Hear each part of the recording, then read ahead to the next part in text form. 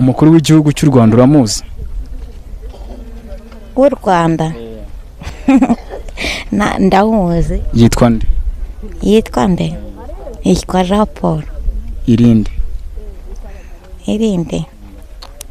Ntabwo nzi irindi.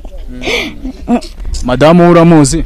Madamu njya numva bavuga Kagame. Umukuru w'igihugu umubwiye ko yitwa nde? Jean Paul. Naho se tubwire ijambo umuntu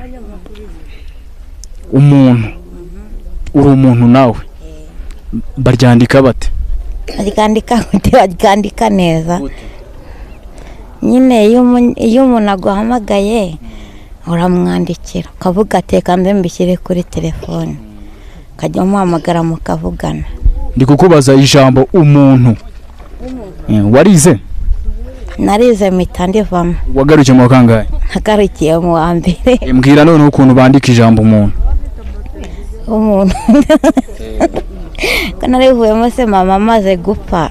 Niki washobora kwandika neza ngo tubwire ngo ryandikwa gutya? Ijambo we wihitiyemo. Ntabwo nashobora. Ntabyo washobora. Umurwa mukuru w'u Rwanda urawuzi?